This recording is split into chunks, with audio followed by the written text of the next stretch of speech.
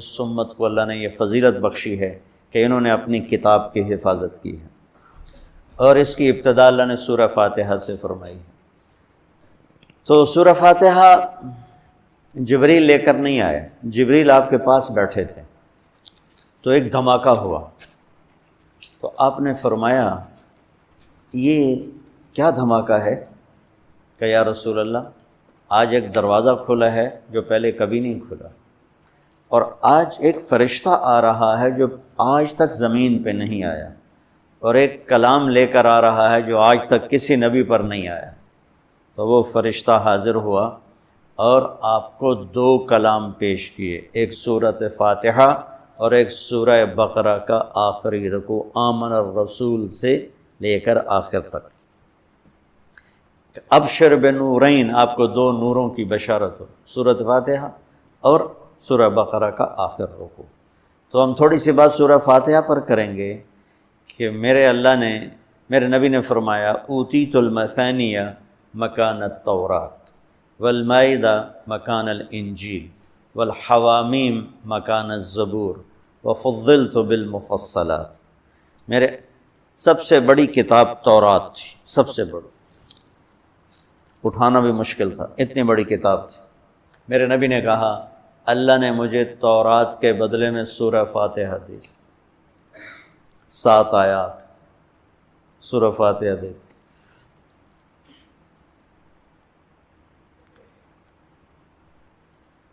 اور انجیل کے بدلے مجھے اللہ تعالیٰ نے سورہ مائدہ دے دی، انجیل سورہ مائدہ۔ حوامیم، حامیم سے 7 سورتیں شروع ہوتی ہیں، 26ویں پارے سے وہ 25ویں پارے سے 24ویں پارے سے وہ شروع ہوتی ہیں اور 28ویں تک غالباً جاتی ہیں، 7 صورتیں کٹھی، حامیم حامیم حامیم حامیم۔ تو زبور کے بدلے اللہ نے مجھے حامیم عطا فرمائی، اور باقی قرآن کے ذریعے سے مجھے عزت اور فضیلت عطا فرمائی۔ سورہ فاتحہ امام راضی رحمۃ اللہ علیہ ایک دفعہ اپنے خطبہ میں فرمانے لگے کہ اس سے 10,000 مسائل نکلتے ہیں، تو بعض لوگوں نے ان کا مذاق اڑایا۔ وہ مذاق اڑانا تفسیر راضی کا سبب بنا، تفسیر کبیر کا، کہ فرمایا کہ جب انہوں نے میرا مذاق اڑایا تو میں نے اللہ کا نام لے کر قلم اٹھایا اور میں نے لکھنا شروع کیا۔ پہلی جلد سورہ فاتحہ پر ہے اور 10,000 مسائل اس بندے نے نکال کے پیش کیے ہیں امت کو۔ کبھی موقع ملے تو آپ پڑھ لینا۔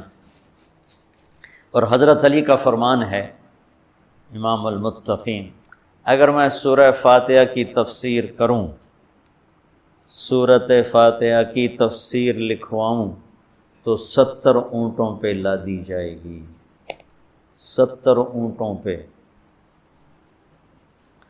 اور یہ خالی دعویٰ نہیں تھا، ایک حدیث اور سنو۔ ایک دفعہ عشاء کی نماز پڑھا کے تشریف فرما ہوئے اور فرمایا آؤ آج میں تمہیں سورہ فاتحہ کی تفسیر سناؤں۔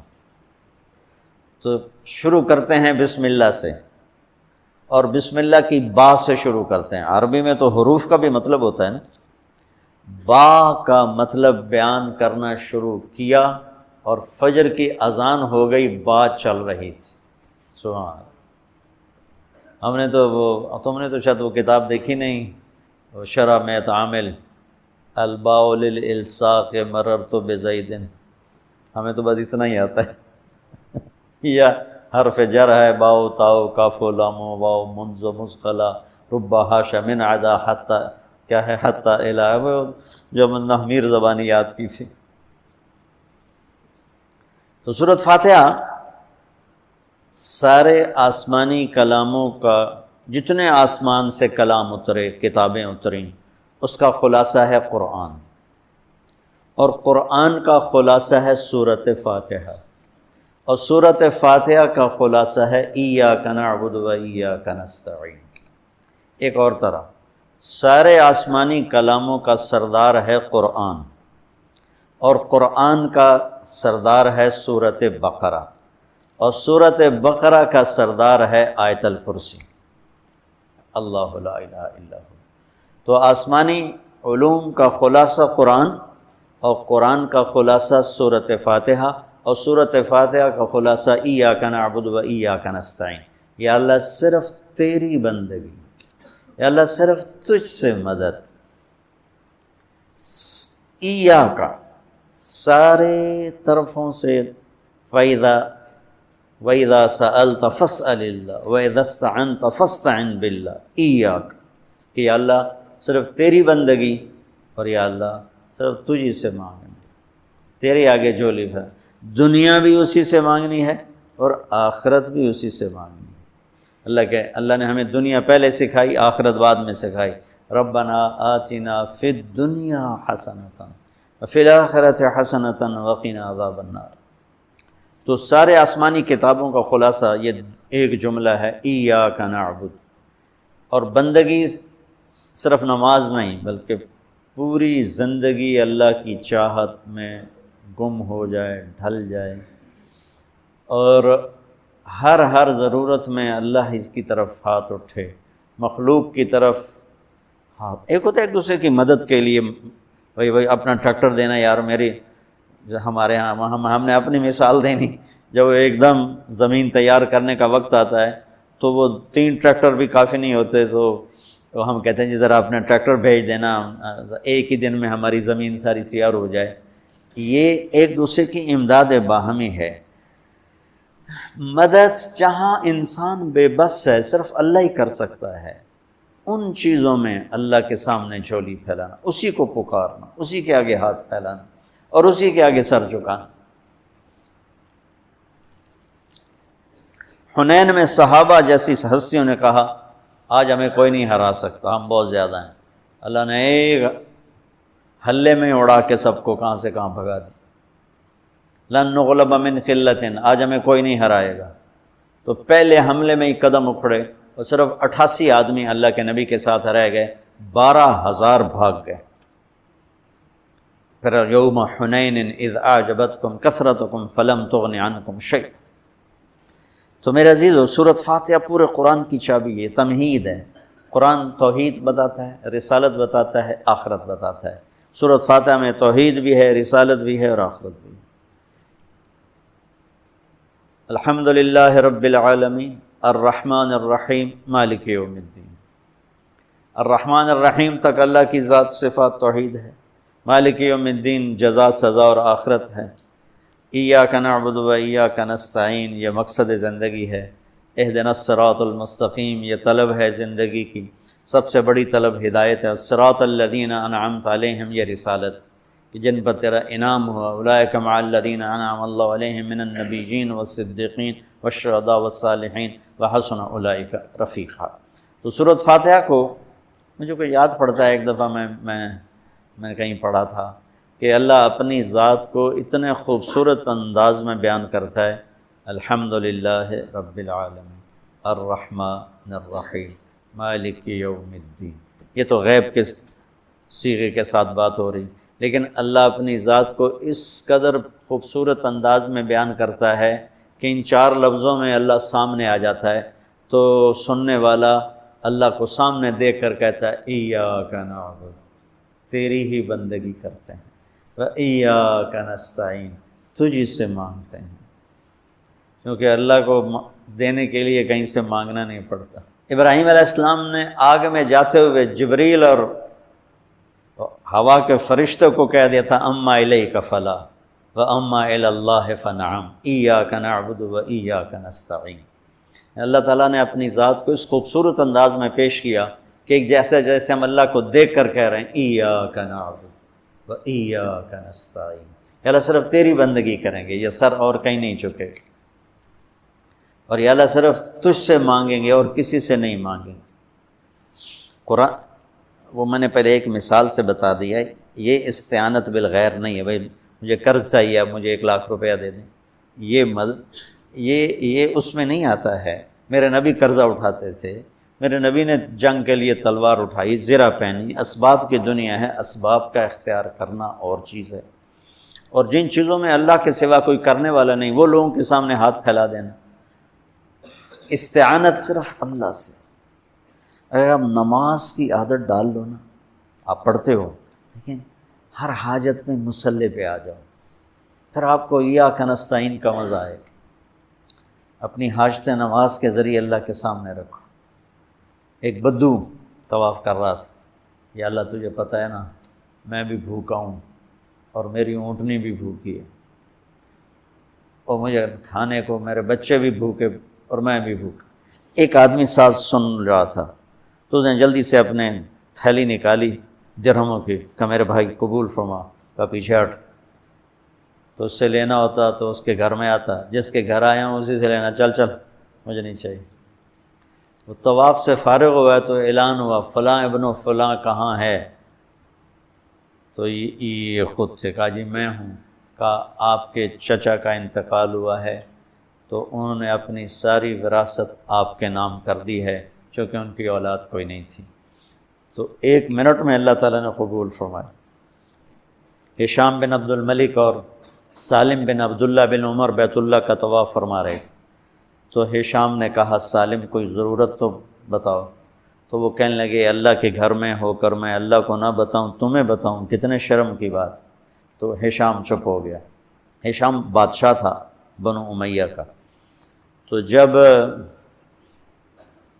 دونوں باہر نکلے تو ہشام نے کہا اچھا اب تو بولیے، کوئی ضرورت بتائیں۔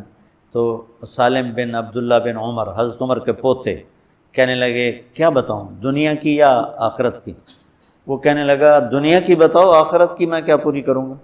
تو وہ کہنے لگے دنیا تو کبھی اللہ سے نہیں مانگی، تجھ سے کیا مانگوں؟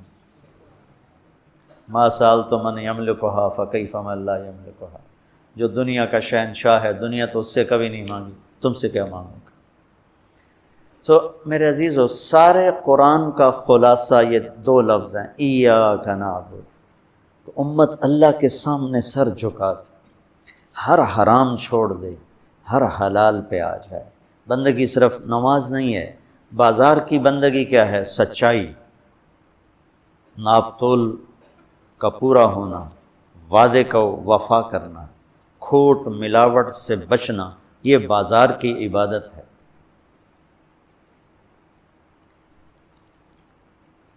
اقتدار کی عبادت کیا ہے؟ ظلم سے بچنا، اپنی طاقت سے کسی پہ ظلم نہ کرنا، انصاف کو ہاتھ سے نہ جانے دینا۔ وکالت کی، عدالت کی عبادت کیا ہے؟ ظالم کا ساتھ نہ دینا۔ سیاست کی عدالت کی عبادت کیا ہے؟ دنیاوی مفاد نہ اٹھانا، بلکہ قومی مفاد کے لیے اپنے آپ کو پیش کرنا۔ گھر کی بندگی کیا ہے؟ ماں باپ ہیں تو ان کی آنکھوں کی ٹھنڈک بننا، بیوی ہے تو اس کے دامن کو خوشیوں سے بھرنا، اولاد ہے تو ان کو ایسی محبت دینا جیسے میرے نبی حسنین کو دے کر گئے تھے۔ یہ اس طرح عبادت پھیلی ہوئی ہے۔ بہن بھائی ہیں تو ان کے ساتھ شیر و شکر ہو کے رہنا، ان کی کمیاں زیادتیوں سے درگزر کرنا، یہ ایاک نعبد ہے۔ صرف نماز کے اندر نہیں ہے ایاک نعبد، بلکہ پوری زندگی ایاک نعبد ہے۔ تو میں کہا کرتا ہوں سچائی، دیانتداری اور انصاف، یہ 3 چیزیں اگر آپ کے اور میرے اندر ہیں تو ہماری پوری زندگی عبادت بن جائے گی، پوری زندگی بندگی بن جائے گی۔ وَإِيَّاكَ نَسْتَعِينُ، جب اس کے سامنے سر جھکاؤ گے پھر ہاتھ اٹھاؤ گے تو مزہ بھی آئے، مانگنے کا بھی، اس کے دینے کا بھی۔ اس کو کون سا کہیں سے لینا پڑتا ہے؟ جو وہ نباتہ بن یزید نخی رحمۃ اللہ علیہ تابعین میں سے ہیں، اللہ کے راستے میں جا رہے تھے، گدھا مر گیا، تو نیچے اتر کے 2 نفل پڑھ کے کہنے لگے یا اللہ تو بے نیاز ہے، تو کسی چیز کی ضرورت نہیں، اور میں تو مسافر ہوں، مجھے اس کی ضرورت ہے، اسے زندہ کر۔ اور ایک چھڑی ماری، قم باذن اللہ، گدھا اچھل کے کھڑا ہو گیا۔ اور امام شافعی نہیں شعبی فرماتے ہیں کہ میں نے اس گدھے کو دمشق کے بازار میں فروخت ہوتے دیکھا، اور وہ نباتہ پہلے فوت ہوئے، کھوتا بعد میں مریا۔ ایسی دعا قبول ہوئی کی کچھ نہیں۔ روزہ سال کے بعد ہے، وہ ابھی آ رہا ہے۔ میرے نبی پہ 9 رمضان آئے، میرے نبی پر 9 رمضان آئے۔ مدینہ جانے کے بعد ہجرت کے دوسرے سال شعبان کی 2 تاریخ کو پیر کے دن روزے کا فرض ہونا نازل ہوا، اور میرے نبی ستمبر میں پہنچے ہیں مدینہ منورہ، اور رمضان یوں پیچھے جا رہا، ستمبر سے اگست میں آیا ہے، اگست سے جولائی میں آیا ہے، اور جولائی سے جون میں آیا ہے، اور میرے نبی اللہ کے پاس چلے گئے۔ سارا رمضان میرے نبی نے گرمی کا گزارا، 9 رمضان سارے گرمی کے روزے، اور میرے نبی کی سحری ہوتی تھی 2 کھجور اور 1 گلاس پانی پر روزہ رکھتے تھے عام طور پر. کبھی کبھی کھانے کو بھی مل جاتا تھا لیکن 2-3 کھجوریں اور 1 گلاس پانی.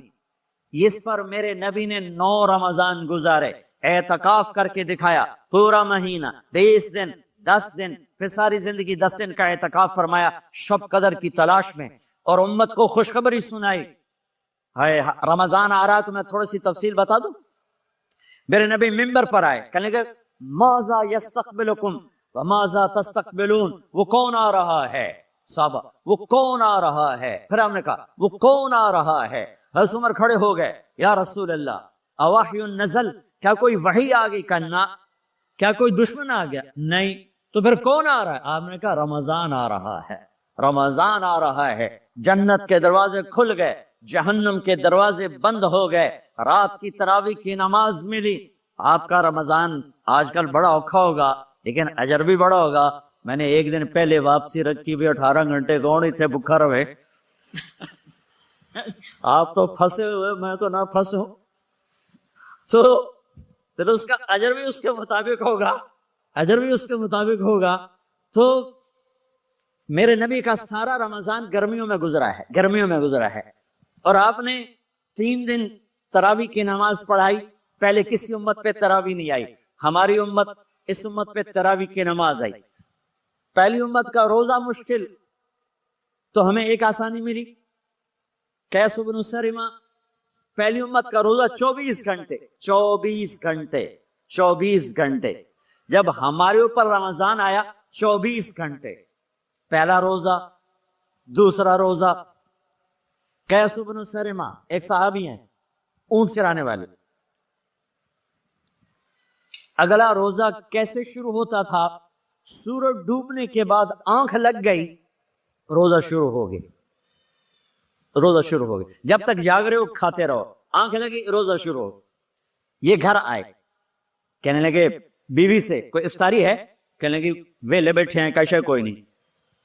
پھر کہنے لگے تو اتنا تھک کے آیا ہے تو چلو میں تیرے لیے کچھ انتظام کر کے لاتی ہوں. اب یہ تھکے ہوئے آئے تھے, یہ لیٹے اور آنکھ لگ گئی, سورج ڈوب گیا. بیگم کو آنے میں دیر ہو گئی. جب وہ آئی دیکھا تو سوئے ہوئے. کہا لگتا ہے ابن سرمہ, ارے سرمہ کے بیٹے تیرا تو کم ہو گیا. ان کی آنکھ کھلی, کیا ہوا؟ کہ اگلا روزہ شروع ہو گیا.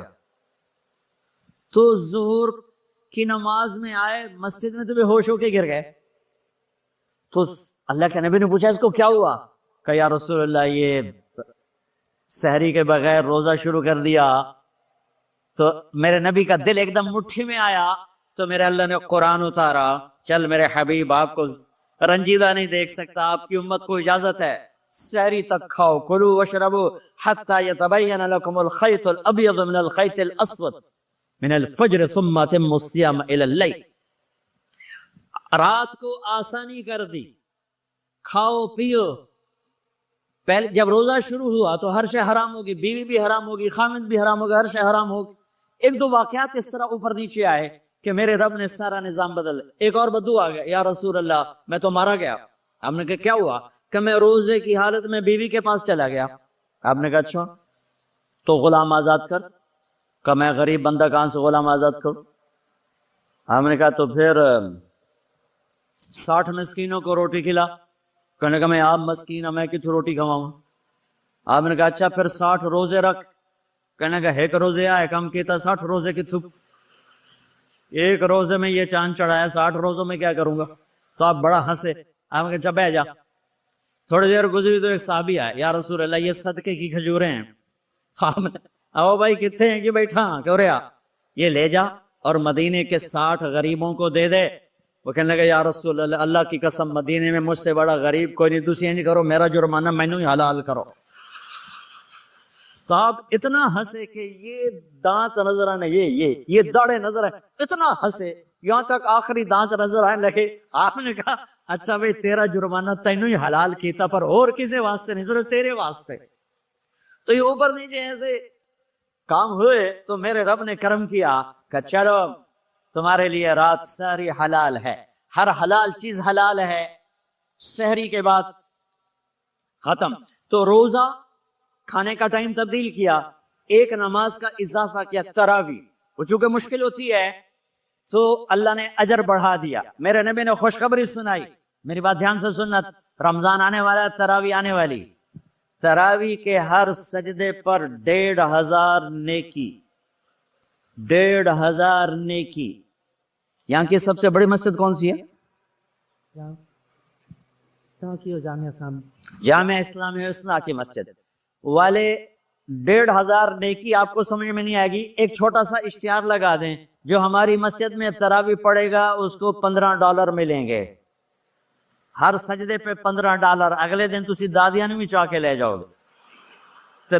دادیاں تے تو لڑائی شروع ہو جاؤ، اما تو میرے نال ٹور، دادی تو میرے نال ٹور. میرے نبی کی خوشخبری، 1500 نیکی، 3 سیکنڈ کا سجدہ. ہر سجدے پر جنت میں سرخ یاقوت کا ایک محل، جس کے 60,000 سونے چاندی کے دروازے. تجھے ایک گھر لے کے ساری زندگی قرضے لائی رکھ دے ہو نہیں. ایک سجدے پر، ایک سجدے پر، ایک سجدے پر جنت میں اتنا بڑا گھر کہ 60,000 سونے چاندی کے دروازے. ہر سجدے پر جنت میں ایک درخت سونے چاندی کا جس کا نیچے 100 سال گھوڑا دوڑ سکے. ایک روزہ، ایک روزہ. رمضان کا کبھی سوچا رمضان کا مطلب کیا ہے؟ رمضان کو رمضان کیوں کہتے ہیں؟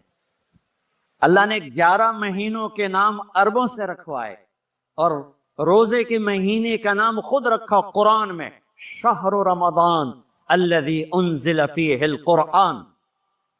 محرم، صفر، ربیع الاول، ربیع الثانی، جمادی الاولی، جمادی الثانی، رجب، شعبان، شوال، ذوالقعدہ، ذوالحج، یہ عربوں نے نام رکھا. اور رمضان پہلے سے رکھا جا چکا تھا، عربوں سے رکھوایا. رمضان کے لفظ اور روزے میں کیا جوڑ ہے؟ رمضان کہتے ہیں جل جانا، جل جانا، جل جانا. تو اس کو روزے کے ساتھ کیا مناسبت ہے کہ جب کوئی مرد عورت روزہ رکھتا ہے یا رکھتی ہے تو پچھلے 330 دن کے گناہ، آج روزہ رکھا، پٹی تیار ہو گئی، گناہ ڈال کے جلاؤ، دوسرے دن اور گناہ جلاؤ، تیسرے دن اور گناہ، چوتھے دن اور، 30ویں دن سارے گناہوں کو اللہ تعالیٰ جلا کے، راکھ کر کے، ایمان والے مرد عورت کو پاک کر کے، صاف کر کے، آخری رات کہتا ہے جاؤ بخشے بخشائے چلے جاؤ، جاؤ بخشے بخشائے چلے جاؤ. تو میرا نبی تو 2 کھجور پہ روزہ رکھتے تھے.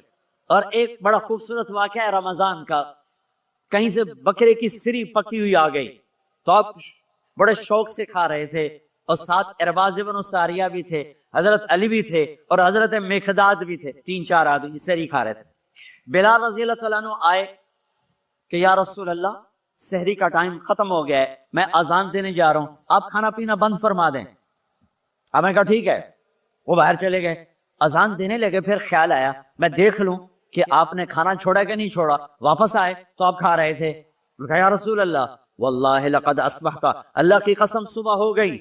آپ نے ہاتھ پیچھے کر لیا، کہا ارے بلال، نہیں ہوئی تھی، نہیں ہوئی تھی. تیرے قسم کھانے پر اللہ نے پہلے نکال دیا کہ تیری قسم جھوٹی نہ پڑے. حضرت علی نے فرمایا اگر بلال قسم نہ اٹھاتے تو جب تک میرے نبی کھاتے رہتے، اللہ صبح کو پیچھے ہٹاتے جاتے، ہٹاتے جاتے. دیگ پک رہی تھی، ابو عبیدہ رضی اللہ تعالیٰ عنہ بن جراح وہ دیگ پکا رہے تھے، بکرا.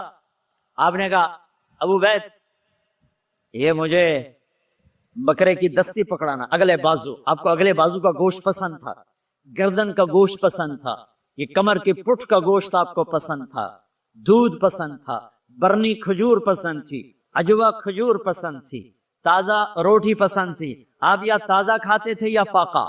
تھوڑی طرح نہیں 8 دن پکا کے فریڈ ٹھوک دے ہو تو کٹ کٹ کے گرم کی رکھو تو کھاتی رکھو. یا آپ تازہ کھاتے تھے یا فاقہ فرماتے تھے. ایک دفعہ فتح مکہ پر ام ہانی کے گھر آپ نے باسی روٹی کھائی، ورنہ آپ نے ہمیشہ تازہ یا فاقہ، یا تازہ یا فاقہ. کبھی جس کھانے پہ رات گزر جاتی اسے نہیں کھاتے تھے. تسی ماشاءاللہ 8 راتوں جو کھد دی جاندے ہو، کھد دی جاندے. ہاں